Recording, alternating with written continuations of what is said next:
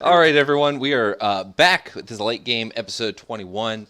We have JaKaTaK, Maynarde in control, and as always, Destiny and myself. We're going to kick it. We just going over the list of things that we need to discuss. But first, JaKaTaK posted in the thread. If you didn't see it, he has a big announcement to make. So, JaKaTaK, take it away. So a lot of people may have been noticing that I'm streaming from a different place now, and people are walking around behind me, and people in the chat have been asking who's Jack living with.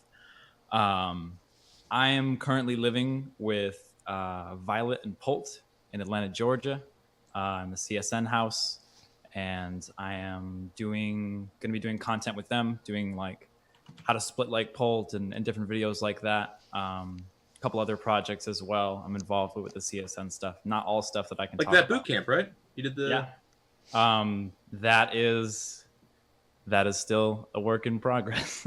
summer 2019. Yeah, I think that they're actually they made an announcement that they were doing a trailer for the that boot camp. You're talking about the one with training camp. Yeah, the training camp.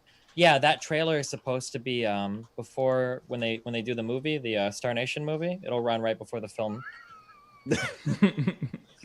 Sorry, I'm done.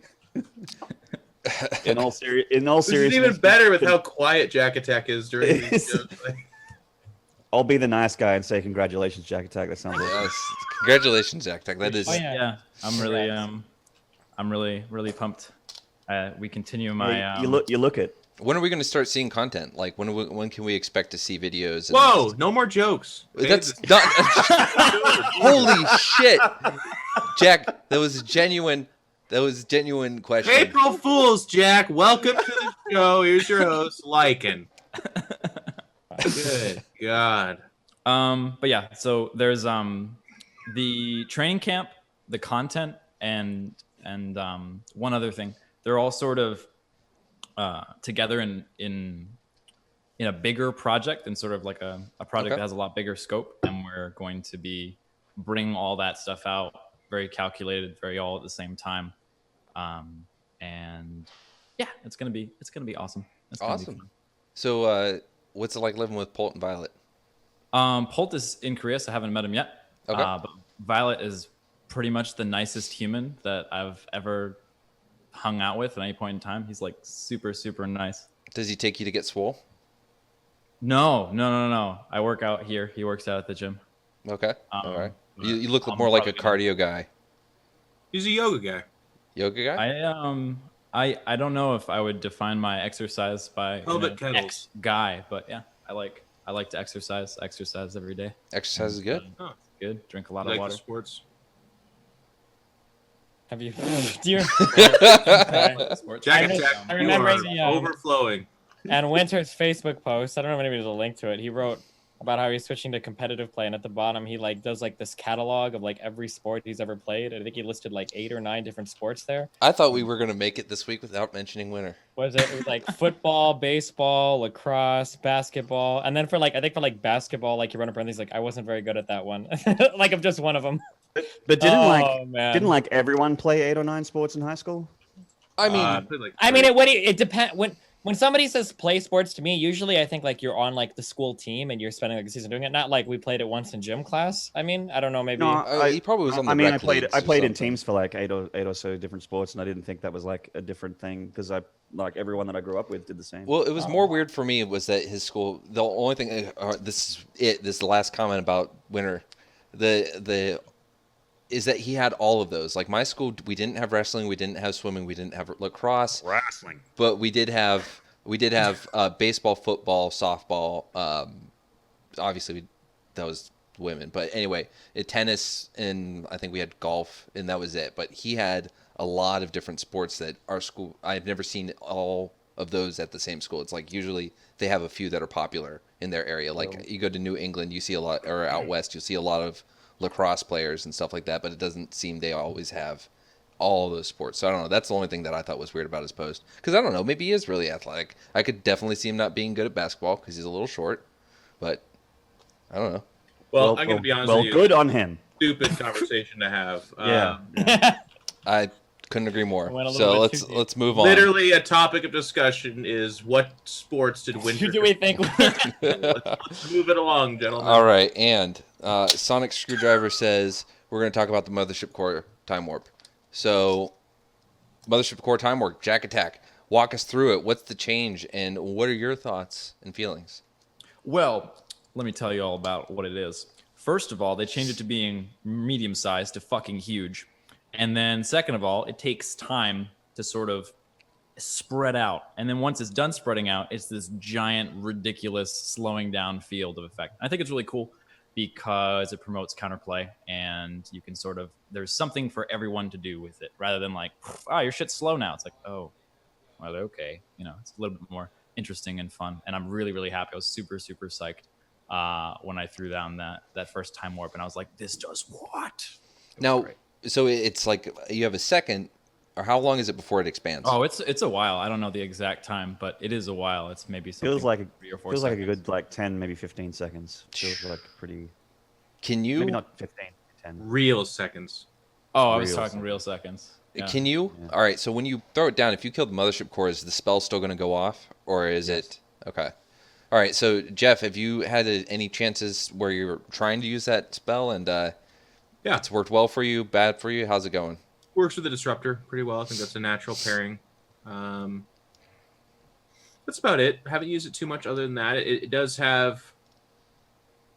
I think it actually fills the same role. Usually most of core is close to home, and it's like, you know, Photon Overcharge is more often than not the primary choice, but a lot of times when you're using the ability, it's to zone out your opponent or to retreat, and it still does that, right? It just takes a little bit more time to come into effect, which does do the same thing in battle. It means that it's zoning out, and you have to time it a little better for retreating. So I like it. I think it's great. It's along the same lines as requires more micro, more thought than just the kind of click and enjoy thing that we had in Wings Liberty and to a lesser extent Heart of the Swarm. Awesome. I just received. I apologize. Breaking news from Blizzard. That the legacy of the Void beta has closed. Ha ha. No, but Still haven't got me. Still haven't got me. oh wait, hold on. This comes with evidence. You ready for this? You realize I'm still playing like on my stream. Like you realize that I'm not like, Jesus Christ, you guys. I know this isn't real, but it's their April Fool's joke, and they have an article and all that stuff, and Oh my God. it was messaged to me. So here you go. Yeah. Take the fun out of everything. Whatever. Like we said, April Fool's has been really tame this year, and it hasn't really gotten any. Can I be edgy for a second? No, you can't. No, Sorry. no. Can I be edgy for a second? Go. I hate April Fool's Day. I think it's dumb. It's Not not edgy. funny. Like everything is stupid. All the jokes are dumb. It's like, oh wow, here's an article. This guy's got cancer, or this game's gonna be released. StarCraft go. I hate April Fool's Day. I think it's like the dumbest fucking day of the year. I just have to ignore all the stupid shit. I don't know. Does anybody else? I hate that people get upset when someone I jokes like about it. being Look- pregnant. When I someone think there's what? They get upset. There's like past 2 years, and it's growing in popularity. Are these these opinion pieces about don't make the jokes about being pregnant on April Fool's Day because there are people who can't get pregnant and that hurts their feelings. Oh, I feel like okay. we're going off of That's- a that's totally different topic. That's some deep April Fool shit, man. I get a message from a person like that for every single joke I ever make. yeah. I have no idea. Like I used to care. I used to be like, oh God, I'm so sorry. But at some point you realize it's not so much you, unless you're making like an incredibly insensitive joke. Yeah. People have died in lawn chairs. Like I'm still gonna post a picture at some point, my first world problem of like Netflix coming down. Yeah, that's really not big potatoes. But I'm also not going to be that Twitter that's like, well, guys, Darfur is still a thing. So fucking sit on that and spin for the day. All right. All right. So much happiness. And with the wave of the Sonic Screwdriver, we move on to my favorite so far, the Cyclone. Maynarde, fellow Terran brother. What are your thoughts on it? Are you having like Well, racial identification problems right now? You're just like No, I'm definitely I'm very Terran. I love Okay. my boys, but I'm sorry, man. I'm not going to support your love of the Cyclone here. Uh-oh. I kind of feel like the unit. It's not too bad in TVZ. Like you can beat it, not too without too much effort. I think, but in TVT and TVP, oh boy, that thing is a little bit too good. Okay, all right. So, what have you? I'm sure you've gone up against people that have been able to deal with it. Is it your control that you feel was lacking in those situations, or did they find a good unit? Because I'd say control definitely. Immortal seems to be able to. It's insane that you don't need vision for it. Once it locks onto you, and it can just like fucking goodbye, and it like flies away with its infinite range. Like I'm just over here. Once it's locked on, it doesn't need vision anymore, which is kind of insane. It hits air and ground, and its rate of fire when it's locked on is incredible. Its damage is incredible. It kills. It just as long as you stay within that bubble, it kills. But that goes against like all these brilliant, awesome moves from Blizzard on everything. Everything's like more micro intensive, more thought processing. You know, on this one they're like, well, it has to stand still and hit that auto cast. Well, so it has to get after that. It has to get close enough to hit autocast. It doesn't. Your units don't move out of the way automatically. So there still seems like there's a lot of control that's required to keep that and not lose everything else. Now teleport your brain to a stalker that you click a button and it perfectly, it blinks. Or no, not even blinks. Let's not even do that. It just increases its range to, the same as. It's a fucking Cyclone. Imagine a stalker that's a Cyclone, and all I have to do is walk it around on the outside perimeter at infinite range. Like stalkers seem to be what counters it pretty well. Blink stalkers, or not what I was saying, but yes. I think that was one of the weird things for me at BlizzCon when David Kim was talking about the Cyclone and he was describing the ability and he was like, "Oh yeah, so it'll promote a lot of micro." And I was looking at it, and I was just like, I'm gonna try. There's not much micro involved. I don't with this, really see where you're getting at all. I will wisely default to your guys' thoughts on this because you're all much better players than I am. However, I don't think so. I do feel that. You probably are. I'm only plat, but I think you guys. I feel like there's a potential in that unit, and I hope we see it, and we don't have to change it too much because I was already upset with the Herc disappearing. I think they're having a tough time with Terran right now, man. Yeah, they are. They're having a tough time with Terran. Like every unit they come, I mean, the fucking Warhound was a horrific idea, and it just got completely scrapped. Yeah. Despite being in the beta, I don't think the Cyclone will be completely scrapped, but it's also in that funny spot where the Reaper is, where it's like, well, if you it is really strong, but it's so far is still pretty early game, and I don't think we're seeing. Maybe in TVT you are. I don't know. It's only been one day, but. We're not seeing like 200 Cyclones. No. Like that army, I don't think would actually do very well. I had someone. The Warhound was so much fun. I don't think like just back to the Cyclone thing just quickly. I don't think it needs to be removed just yet. A lot of people are saying it should be removed immediately. I think that Blizzard should just try tweaking it a bit. Don't just get rid of it. Right. I wouldn't say it's the easy way out because they need to come up with a new unit if they get rid of that. But they should tweak it a bit. Like just mess with its abilities, mess with its design a little. Like at the moment, it's obviously incredibly strong, and anyone that says that the Cyclone is not broken right now is just wrong. It is. Well, okay. Well, I mean, so what I'm hoping for, and what Jack is probably thinking right now is I want to see people. I don't know. I want to see people try to come up with a counter to it. It does seem pretty powerful, but that doesn't mean that. Lings. Yes, but Lings for Zerg, maybe charge lots for Protoss. I don't know, man. Yeah. I think that simplifying it down to like X unit beats X unit is not gonna really work out. That's all. Maynard, do you have any like ideas? Like if you were Blizzard for a day and you could change the Cyclone, what would you do? I don't actually know. No, I don't know, man. Maybe give it a second ability, something not lock on, or something that lets it be like a siege unit from the back, maybe, or maybe make it not hit air. Maybe make it not be able to hit out of its vision. I like the air counter for. I like the. Oh, there goes the dog. I like the air counter for early Banshee defense. Like you can build it before a Banshee gets to your base, and it does very well against it. Just little things like make its passive ability an upgrade. And then you can affect the cost and time of that, and then all of a sudden they're paying for that, which is not so bad.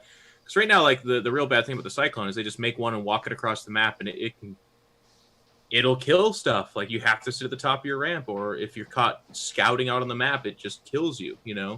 And that is insane. That it's fast enough to run down anything, and that the range doesn't need vision, and it's long enough that if it gets target hold on anything early game, it's dead. It's just dead. Maybe even Mothership just like core, a Sentry, decrease in Stalker, doesn't matter. do the trick, just so that there are more units that can deal with it. Like I said, I think Maybe the if likely once one it, is maybe once upgraded. it gets its lock on, maybe the speed is decreased while it has the lock on. Maybe. I don't know. They wanted to Well, do that the would make shoot it and shoot thing, horrible. but yeah. Yeah, maybe if it slowed down with the lock on, maybe if it couldn't see out, like if it locked and it could hit outside of its vision, maybe it could change that way. If I was Blizzard for a day. I was Blizzard. Okay. Someone says Phoenix counters Cyclones pretty easily right now. Yeah, but Makes sense. It's a fast unit. Fast unit picks it up, a couple Stalkers and a Phoenix. again, the game doesn't get broken down into, well, you just open Phoenix Right. every game of PvT then. So they make one Cyclone, get you to go Phoenix, which aren't necessarily bad against Terran, but then they can hard counter Phoenix. And the Colossus, by the way, is utter shit. So the Colossus Phoenix combo doesn't exist anymore. So then you're doing Phoenix Disruptor, but if I'm a bio player, I have no problem kiting against that because you just ignore the Phoenix and A move Right. and kite against the Disruptors. Okay. Well, Yeah, I mean, micro the bio away from Disruptor, the Disruptor, by the way, breaks lock on. So if you lock onto a Disruptor and activates Purification over, it shuts it down. Then you're on a 20-second cooldown with no lock on. okay, so this is one of the things I like. And so this is shameless self-promotion, but I have the Lycan League, the Legacy of the Void beta month is starting tomorrow. And what I'm excited to see is this kind of The Lycan chaos. League? Yeah, I started a tournament series.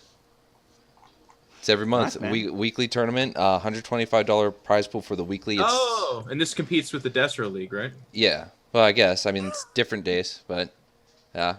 Oh, I know. It's just they're both named after yourselves. I like that. So yeah. Anyway, so I'm doing Legacy of the Void all month, and what I'm really excited about is that we upped the prize pool to kind of attract a lot of people that don't like to just play in the weekly cups, but we're going to see this chaos tomorrow. That's going to be this kind of stupid.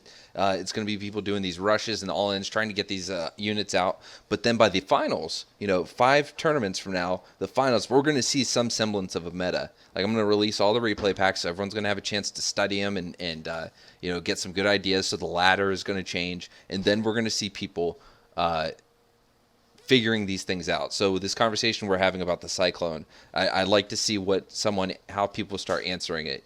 At the end.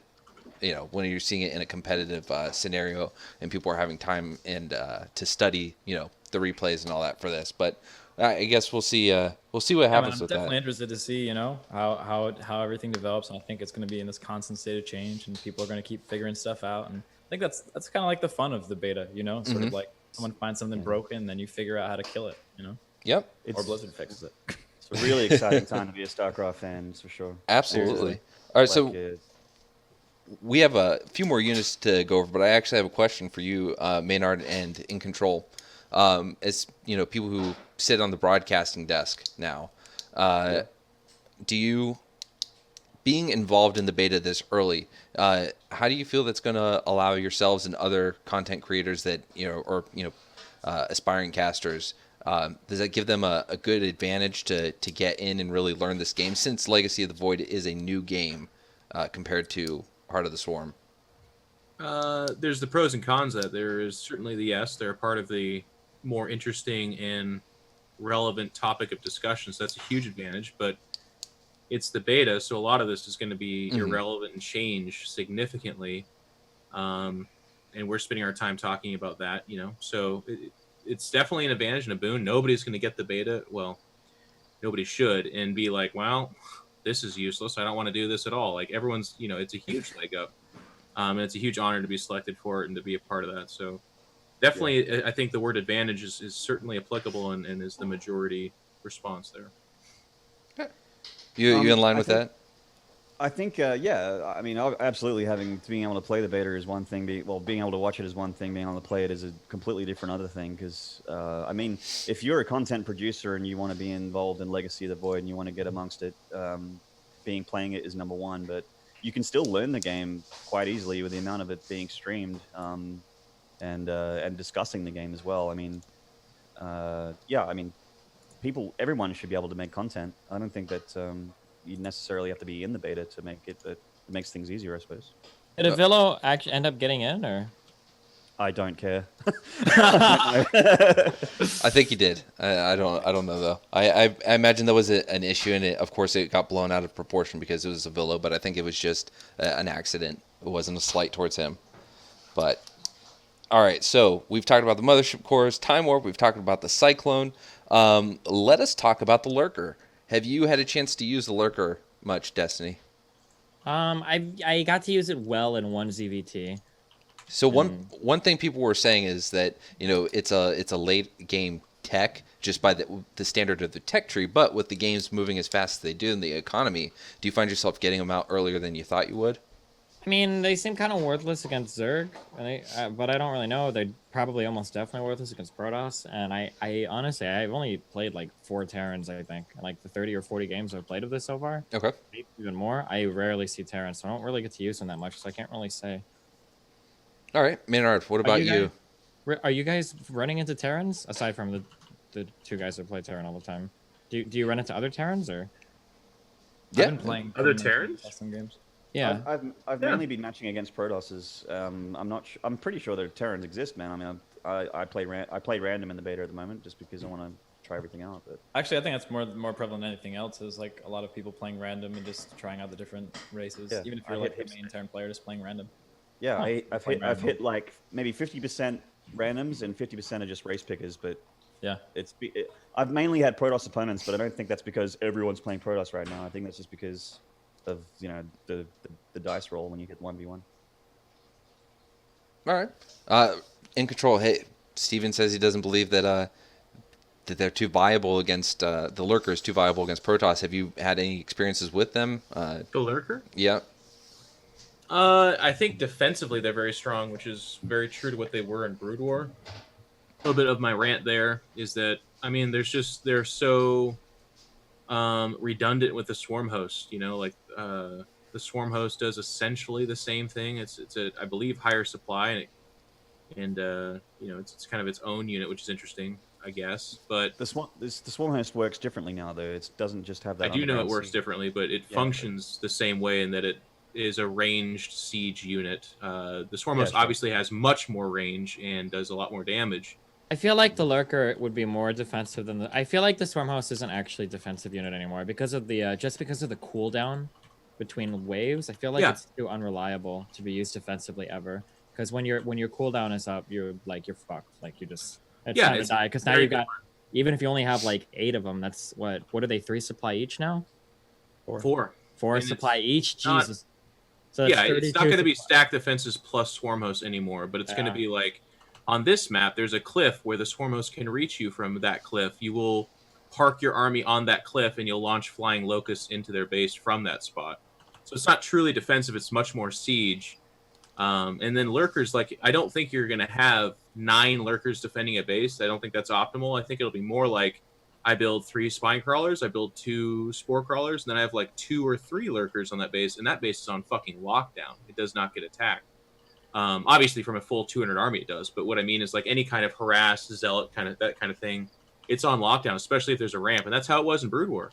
You didn't have necessarily... I mean, you did attack with Lurkers all the time, obviously, but in ZVP, you also had 1 to 3 Lurkers at a base, and it, with stacked defenses, was really tough to crack. Do you think that the Lurker is strong enough right now to have that kind of effect, even in just like small numbers? To varying degrees, yeah. I mean, again, look at the army composition of Protoss right now. You're not going to see Colossus. Carriers are a fucking bitch. We can talk about that in a minute. Like, that's... Oh yeah. That obviously gets around everything. But if you're a Disruptor, Charge Lot, Storm, Archon, that kind of stuff, Lurkers are very strong. They're very good there. All right, so I didn't play Brood War. What was the role of the Lurker in Brood War? Well, ZVT, it was super strong because you could pair it up with an Overlord and have it hold position, which was, you know, and then unleash 2 or 3 Lurkers on a infinite size of Marines, and they would just all get mowed down. Other than that, it was an extremely strong defensive unit where if you had any kind of ramp, 2 or 3 Lurkers on the top of that ramp is like nigh invincible against Terran in particular. There's the famous Boxer micro where he would defense matrix a Marine, run it past Lurkers, aggro their attack, and then go up the ramp. But if they were paying attention, they would just ignore the Marine and shoot the guys running up the ramp anyways, which eventually happened. It was more of a defensive. It was a defensive unit, but it was definitely used offensively. But especially with Dark Swarm, when it was paired with the Defiler ability, it was very strong. Now, they obviously they can't move, but do you see any sort of Lurker drop play being viable? No. Nah. Okay. It has inbuilt hold position now in StarCraft 2. Which is Yeah. awesome. It's Kinda going cool. to have some cool application. I do really feel like the unfortunate thing is I think if you make the Lurker, you can talk about adjusting its numbers. That's fine, but it's just so redundant with the Swarm host. Like I don't know what some guy somewhere creatively at Blizzard for Zerg got it wrong. Like and then got it right. By the way, we'll talk about this too. But like Cracklings, Ultralisk, and Defiler's having a new ability that's pretty strong. Like Oh, that's man. All right. that is Zerg. Fast moving. They're real swarmy, cracklings now. bug stuff, that's cool. But this idea that like, there's always been Guardians and now Broodlords. That's kind of okay. That's Zergy, I guess. But then going to Swarm Host, I mean, we've all complained about that to the high heavens. And then the Lurker's a really great idea, but I felt like the Lurker was going to replace the Swarm Host, not supplement it. I don't know that I like that at all. You're not going to see the two of them, and they're very different, but they're like the same thing. Like Zerg is like, well, I'm going to stick around with my ranged siege units, I feel like Blizzard, out of all things that they're reluctant to do, they're very, very reluctant to remove units that have already been in a game. I don't think it's that it's happened. It's hard to do. It has happened. People are very Has it Oh, you happened? mean post-launch. You mean post-launch. Yeah, post post-launch. Yeah, that's what I mean. Yeah, obviously they'll do it in beta, but I mean, they always, when you add a new expansion, they're always like, oh, we're gonna add new units. I mean, they almost took away the carrier, and people like. Yeah, that was super weird. That was a weird one that they were going to remove. I'm glad that iNcontroL sort of on the back of what he was saying was talking about the carrier. I'm glad that the capital ships, like your big tier 3 scary stuff, is actually really good now. Yeah. Like they are so good. But if you're rushing for them, you can still get killed. Mm-hmm. But in the later game, when you have like 6 or 7 bases and you have these capital ships that can warp around or just start the Doom push sort of thing, is really cool. It'll be exciting to see in pro games. Is the battlecruiser actually good though, or does it kind of just move? I think it's actually The good. ability to teleport anywhere is pretty damn baller. And Yeah, doesn't and need it's not- vision to teleport. Exactly. You don't need. You just like, okay, that black spot on the mini map, teleport And it's there. invincible while it teleports too, so there's Yeah. not Right. really a drawback. No, they're really strong, man. You send like 5 or 6 of them into a base, and there's nothing there. I mean, even if there is something there, they will kill it. Yeah, any I'm static. thinking more a mega late game where it's like, one of the problems that people run into is, well, if I send my battlecruiser army over here, then they just counterattack and I'm fucked. Yeah. Or they bring their army that's better than mine over here, and then my battlecruiser are fucked because there's no retreat because they're so slow. But now with this, you can hit a base as long as you do by surprise, wipe it out. By the time they respawn, you teleport to another base, right? It doesn't even have to be home. It's just to their other base that their army's now not at. Mhm. And then you blow up that base, and then you get out of there. I mean, that's Or even really just powerful use it stuff. as like an individual recall and just be able to attack without the threat of a counterattack. Be like, oh yeah, by the time you get to my base, my battlecruiser will all be back at my base and I'll be able to defend you. That's what I just said. Well, you said like I must have. I said, okay. Get fucked, Jack. Not really interested, but I appreciate the sentiment. I'm flattered. All Well, I right. said get fucked. You're not interested in having sex? That's a whole Not with discussion. you, I'm sorry. I didn't. Well, the offer's not with me, bro. Next time on the late game. Yeah. We had enough. We had enough lewd shit on the late game last week. We'll save it for this week's going to be clean. Look, he's not interested. Just next subject, okay? Good. So God. let's. Yeah. Anyway, so let's talk about the cracklings that you brought up. All right, Steven, you with us? Yeah. All right, cracklings. Tell us about the cracklings and what you think. It's so much different in I feel like in StarCraft 2, like just lings in general function differently because everybody's got so much AoE in the late game that even with the upgrades, I'm not really sure if it matters that much. Honestly, I think I only played one game where I was able to get like absolute like cracklings out. I don't think I was able to do it in any other game again because I haven't played any Terrans. And you don't use them that much in CBZ and you don't use them that much in CVP. But I mean, like, even if you think about like if you think about late game like ZVP or ZV any matchup in Brood War, there's not really as much like splashy like kills your whole army instantly. Whereas in StarCraft 2, there kind of is. Like our upgraded Cracklings like really that scary when your opponent has like Archons and Colossus and High Templar, or you know. Well, I think part of the power of the Crackling is to be able to run across the map, decimate a base, and then move on to something else. Yeah, but I mean the problem with that is that in like I guess like in terms of ZVT, our Cracklings now magically going to be able to take out PFs that are like set up with buildings actually constructed around them. Like if you have a good SimCity around a PF, you're still not going to kill it with Crackling. It's only what like 10 can attack it at once near the mineral line. And then if you think about like in terms of like Nexus and then like the pylon cannon pylon with the 2 gateways blocking it placement, like and then you've got the fact that you can still warp in units to defend. I mean, I don't know. I feel like the problem with the Ling has never been the damage output late game. It's just that there's so much shit that kills it like instantly. It seems like. Well, what's the AOE that they have to face in ZVT? Just Hellbats is what you're worried about, I guess. Well, just Mines, Marines, just fucking and mines. Widow Mines, and the fact that Marines just like shred them fucking instantly. Here's but what I they would say to actually they might be really good actually now in ZVT, and that you can Yes. actually kill Marauders now with Lings, which kind of sort of worked before, but it should have worked really well. But now the fact that you can like annihilate Marauders with Cracklings, they might be really fucking good late game. I haven't tried it out yet. Again, I'm only. It's a funny thing to say because it's like the Reddit defense, but like you're not going to be. No one's able to play like Life, but Life does show that Zerglings obviously have huge viability and are very good. Yeah. It's just that they're extremely micro intensive and very prone to error. If you make 60 Zerglings aren't paying attention and they all get splatted by 3 Widow Mines, and you're fucking dead. Just the economy of your larva being misused that way, but. I think Lings, especially in ZVT, do absolutely have a place. And yes, in PvZ, the Disruptor is just going to not, again, if there's a whole infinite, if there's 500 of them sitting right there, they'll all die. But the Colossus is at a reduced use. The Ultras has more tanky ability. So I feel like it does serve the purpose of like, as long as there's synergy and they're being microed correctly, they will do better, a lot better. It's like 18 to 40%. What is that? I can't do math for shit.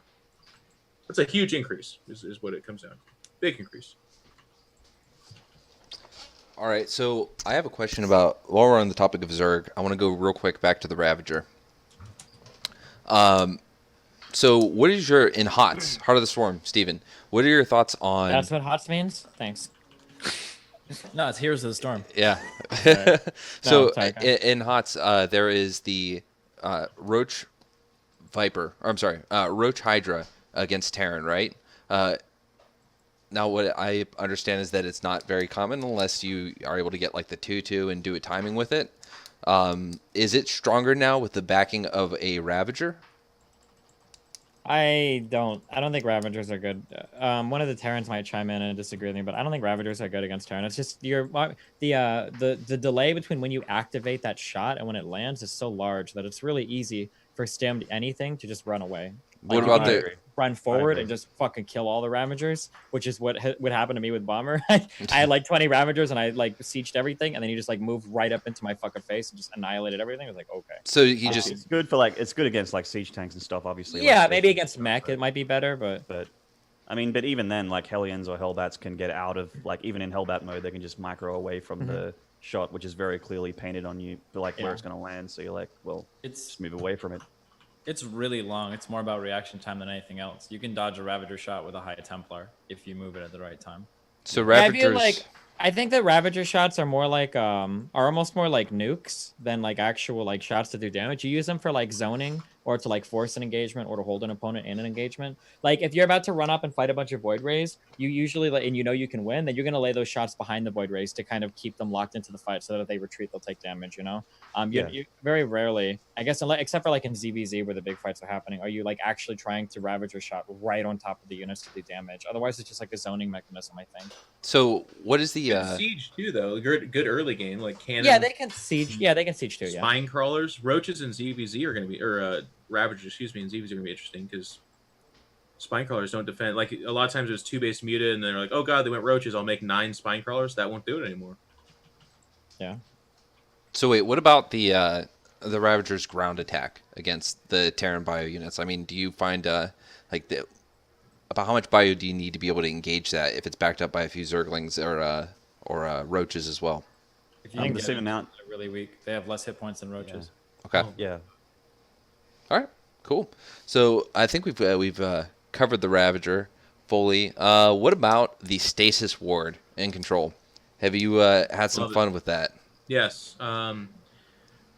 Not. I haven't played games where that was the feature. I feel like it's not nearly that dominant of a power, but I'm absolutely in love again with the idea that it takes time to drop, so it's not so simple as like, well, I've got this energy and the Oracle is, it's locked out of harassing, so I just drop down infinite mines everywhere every time I have energy. It takes a couple of seconds to do, which that little touch is nice.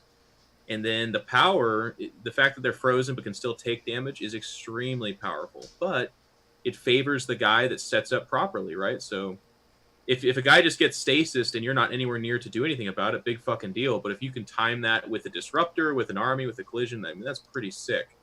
And it's cloaked as well, right? Yeah, it's like cloaked. when you drop it, it's cloaked. So and it doesn't have a cool. timer. It sits there forever until something triggers it. Yeah. Yep. That's amazing. Yeah.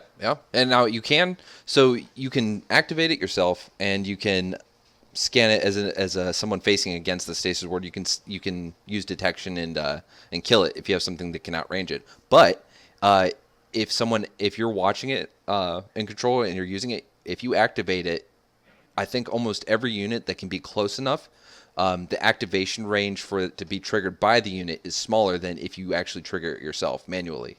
So if someone's trying to kill it, you can still snag them. That's cool. Yeah. Yep. And I just love it. I love the animation of it's cool too. Not to be too nerdy here, but like no, I like the sound is I like cool the too. Sound, it's just a really great ability. And again, they played with this idea before in the beta of HOTS, where I think it was Oracles could do like a zoning out crystals, and everyone's natural use was like, well, I make 2 or 3 Oracles and I just stop them from mining forever. Yeah. It was like okay-ish, but obviously broken, so that's why it didn't make it in. This is like a distant cousin of that, not broken at all in my opinion, and very, very cool and strong. I really like it. Mm-hmm. I do too. And Ultralisks. I don't know if you found anything else, JaKaTaK, but Ultralisks are not affected by it. They will trigger it, but they don't get stopped. So someone could send an Ultralisk Probably the Disruptor when its power goes up. It's probably the same as an Ultralisk, I imagine. Okay. Yeah, you can also throw Infested Terrans and it'll diffuse it. You can Purification Nova. You can use the Shades, and the Shades will trigger it as well. The Shades of the Adept. Jack, you're a scientist. Did you just do all this? Yep. Wow, that's awesome. Yeah, past 3 or 4 days, I've just been doing tests and checking Damn. out unit interactions and stuff like that. So what do Very you cool. what do you do? So if you trigger it, JaKaTaK, if you trigger it, can something go into it and pass through just fine once something else has been triggered, or is that still like a danger zone until it's You can pass through just fine. Actually, if your unit is fast enough, it might be only speedlings, but you can go into the activation range with a speedling and pull out, and it'll activate, and then the speedling won't actually get. Oh, that's pretty cool. So yeah, I like that. And I like the complexity to that. I think that's it's not seriously complex when you just think about it, but that fact that the trigger radius for the unit to trigger it is smaller than when you can trigger it manually. Yeah, I love that. I like that little, because you pay a little more attention to it. You know, it's you get benefit by babysitting and being more aware of that unit. Maynarde, you've been on random. Have you come up against the Stasis Ward? Have you had any fun encounters?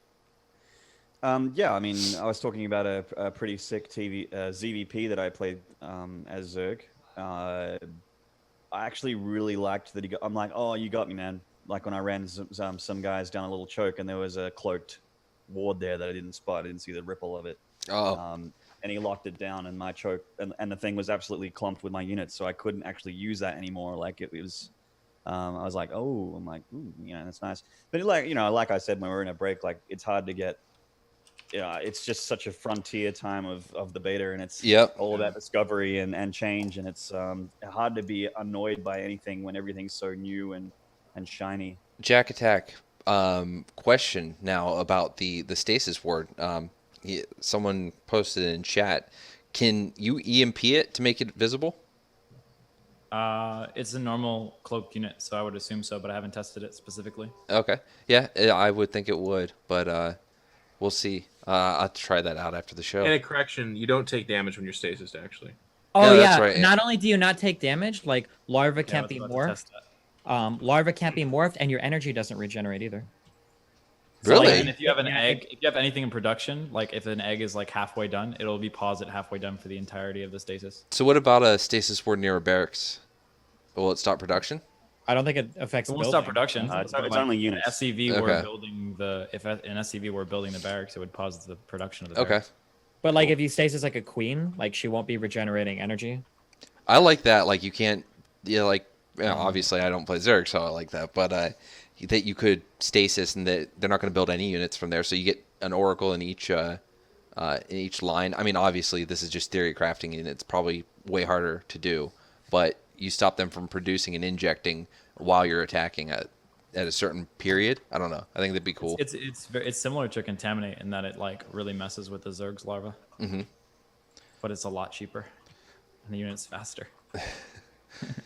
So wait, can you? This is a new question. Can you contaminate someone else's hatchery? Contaminate.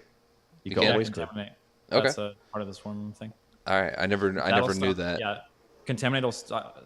Contaminate will stop any inject progress, and it'll also stop any natural larva production. So every 15 seconds, a larva comes out. If you have less than 3 larvae, and Contaminate will also stop that larva from happening. That's pretty awesome. Okay, so cool. We've talked Stasis Ward. Let's talk Disruptor. I've had some bad encounters with this. It seems you take out a good chunk of the Protoss army, and you think, okay, I'm gonna move my Bio Ball encounter because he did nothing to me with his initial attack, and then he sends 2 Disruptors at you and wipes everything out. So obviously, bad micro on my part, but then again, they're fast as shit. Destiny, you were talking about how much you love the Disruptor. Why don't you fill us in on your thoughts? Yeah, I mean, I don't know. It's hard to say. Like, obviously, the Ravager's pretty strong. So yeah, every time I say, like, man, the Disruptor feels really strong, everybody in my chat's like, oh, well, then the Protoss would just lose to Ravager, which may be true. I mean, I don't know. I mean, I'm not. What I'm saying is, like, if they tweak the Ravager, like, I don't care. But I think the Disruptor is kind of a little bit ridiculous at the moment. I agree. All right, and Control as the wielder of the Disruptor. Thoughts?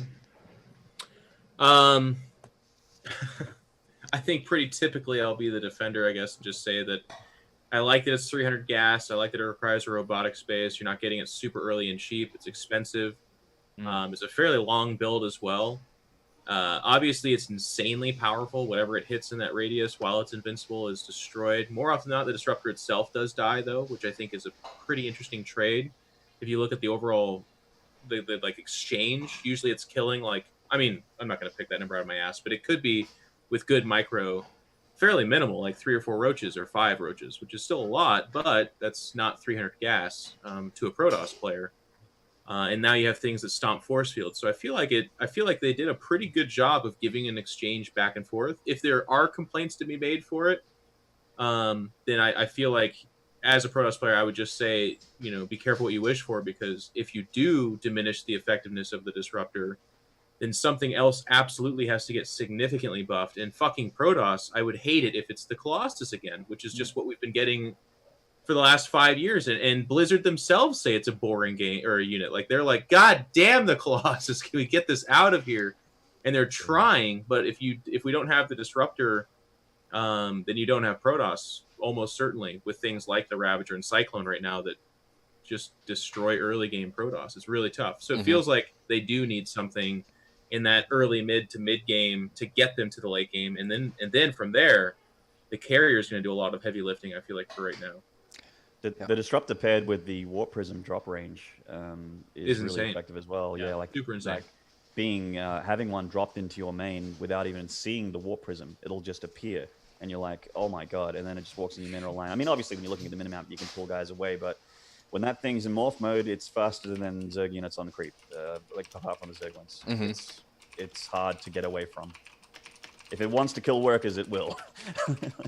But what I like is, again, it's along the theme of we've seen the videos of terrible control and the Disruptor single-handedly shutting down a maxed out fight. I mean, that is super powerful. There's no way around it. But we've seen other games where, we just watched Destiny abduct Disruptors. Apparently you don't want to do that. That's like No, you don't. but there's alternatives where if you have Roach Hydra and you kite back against it, yeah, you're taking, I mean, there's no excuse. It's super powerful. I'm not going to tell you it's not, but for 300 gas, you can make it do a lot less than that. and especially if the Protoss doesn't control it very well. Like if they initiate and then run forward, and you just run back, and you're not taking that much damage from the fight. Once they're triggered off, that's the AOE for the Protoss army. It's that Archons and Storm right now. So you take the Colossus out of that equation, and you're doing a lot better, a lot better. And by the way, I hope I don't sound too apologetic about the Colossus, but I played with it all last night because I'm a broken Protoss player, and it's horrible. It's just so bad. 20% damage decrease, was it? And the range decrease. Yep. It's And terrible. Yeah. The other thing too with the Disruptor is that timing is kind of close. I think it's only active for 4 seconds or something like that. So if you are like too far away from them and you try to activate it just a little bit too early, you're gonna fizzle out and you're gonna get destroyed. Yep. Yep. All right, so and you have to use them kind of carefully, because like the ideal Protoss situation is that they use it, blow up the army, and then recover them as well. Because a lot of times, yes, you're blowing out a max Zerg army or whatever, but if they're on 5 or 6 bases and you just kill a bunch of Roach Hydra and you use like 6 Disruptors to do that, you actually kind of lost that fight, which in a lot of situations, which is kind of interesting if you lose all the Disruptors. So there's interesting economies at play here. all right, so we're gonna have to let one of our cast members go for the day in a minute. But before you do, I want to ask one question of you from unit standpoint, and then we'll go into the questions that were directed at you from the Reddit thread. So the first one, well, the question about units, you can now build turrets without an engineering bay. You can build them right off your barracks. You have quite a bit of mineral income, so if you're going for something one base, it seems a lot easier to build defensive turrets. And even in a macro build, it's easier to build those defensive turrets before you'd have something like an Oracle or Dark Templar in your base. So have you had any experience where this has worked in your favor? Have you been utilizing this mechanic now? The earlier turret? No, not really. I haven't. I haven't utilized it a whole lot because I'm sort of like not thinking about it. If that makes sense. Like I haven't had too many early game things happen to me that the turret helps with. Like people have been 12 pulling me and 4 gating me, and the turret obviously doesn't help too much with that. But I haven't been oracled or anything. No one's proxying oracles anymore. Like they've been, which is nice. They've been trying to sort of like, oh, let's see what this beta is all about, and those are the games I enjoy, like where everyone's just experimenting and throwing shit at each other. Okay. It's also valuable though to face the real stuff, because then you have to know how your stuff. Yeah. I mean, I played a ZVP where I had a really quick Oracle in my base, but that's not any different in ZVP and Legacy of the Void as it is in Heart of the Swarms. So Maximus that was Black the only proxy. one where I had Maximus Black proxy oracled me. It was right out of my base, outside of my base when I found it. But yeah, it hit me earlier than I thought. So that was pretty crazy. But okay. So I'm definitely looking forward to hearing more from you about what you think once you get a whole week to play into this, and maybe we'll catch up next week and see what you think. But let me get a real quick run through these questions. Who is the better Australian caster, you or Moonglade?